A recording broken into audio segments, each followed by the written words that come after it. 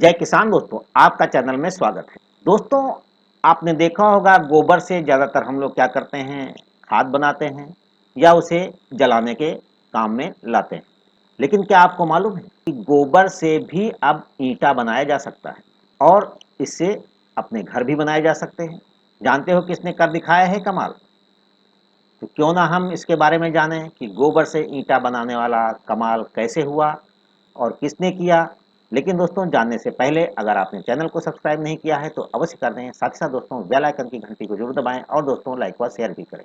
दोस्तों, कभी कभी कुछ लोग ऐसा कमाल कर जाया करते हैं जिन्हें शब्दों में बयां करना मुश्किल ही नहीं बल्कि नामुमकिन होता है।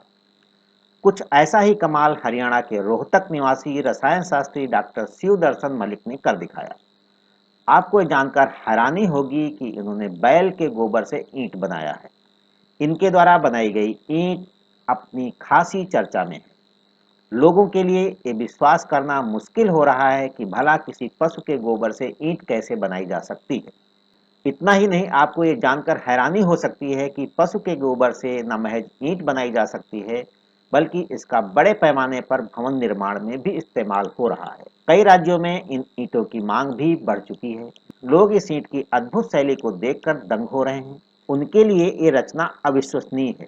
दोस्तों, डॉक्टर मलिक को पशुओं के गोबर से ईंट बनाने का विचार आया और कैसे उन्होंने अपने इस विचार को आगे मूर्त रूप दिया, ये भी हम लोग जानते हैं कैसे हुआ ये सब। डॉक्टर मलिक का कहना है कि जिंदगी के एक पड़ाव पर उन्होंने एक ऐसा मंजर भी देखा जिसने उनकी पूरी जिंदगी बदल दी। जब एक कुल्हाड़ी से चोटिल हो चुके तड़पते बैल पर उनकी नजर गई तो उस हृदय विदारक तस्वीर को देखकर उनके हृदय में जिस वेदना का संचार हुआ, ये ईंट बस उसी वेदना का प्रतिफल है।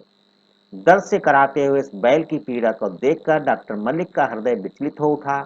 इसके बाद उन्होंने ये दृढ़ संकल्प लिया कि वे इस बैल से कुछ ऐसा कमाल कर दिखाएंगे, सभी इसकी बेशकीमती को समझने पर बाध्य हो जाएंगे। डॉक्टर मलिक बताते हैं कि इस दर्दनाक मंजर को देखने के बाद वे गौशाला से बैल लेकर आए, उनका पालन पोषण करते रहे। इस दौरान वे अनवरत उस बैल के गोबर को एकत्रित कर उसे सुखाते रहे। पहले तो उन्होंने सोचा कि इसे बिजली और आटा चक्की बनाएंगे। हालांकि वह अपने इस काम में भी सफल रहे, लेकिन आर्थिक दृष्टिकोण से अधिक महंगी होने के कारण उन्होंने इसे आगे बढ़ाने की योजना को टाल दिया। इस बीच उनका अमेरिका जाना हुआ, जहां हेमट्री और बोर्ड से बने मकानों की ओर उनकी नजर गई। अमेरिका में बोर्ड से बने मकानों को ध्यान से देखने के बाद डॉक्टर मलिक के जहन में एक ख्याल आया कि जब यहाँ बोर्ड से मकान बनाए जा सकते हैं तो हमारे यहाँ गोबर से ईंटें क्यों नहीं बनाई जा सकती हैं। बस क्या था, डॉक्टर मलिक अपने इस विचार को मूर्त रूप देने की कोशिश में जुट गए और प्रतिदिन बैल के गोबर को एकत्रित कर उसे खाना शुरू कर दिया। इससे वह ईंटें बनाते चले गए। उनके द्वारा बनाए गए इस ईंट में 80% गोबर और 20% चूना, मिट्टी, ग्वार, नींबू का रस समेत अन्य पदार्थ शामिल हैं। इस तरह से जब इनके पास ईंटों का विशाल अंबार एकत्रित हो गया तो उनके जहन में घर बनाने का विचार आया। अब तक वह इससे 2 घर बना चुके हैं। आपको ये जानकर हैरानी हो सकती है कि डॉक्टर मलिक द्वारा बनाए गए बैल के गोबर के ईंटों से बना घर अन्य घरों की तुलना में बेहद अलग है। इन ईंटों से बने घरों में ना तो तेज धूप से कोई फर्क पड़ता है और ना ही ठंड में कोई फर्क पड़ता है। इन ईंटों से बनाए गए घर मौसम के बिल्कुल अनुकूल है। इसमें कोई भी व्यक्ति बेहद सहजता के साथ रह सकता है। दोस्तों, वैज्ञानिक दृष्टिकोण से भी ये ईंट बिल्कुल सुरक्षित है। ये प्रयोगशाला की जांच में भी बिल्कुल सुरक्षित पाई गई।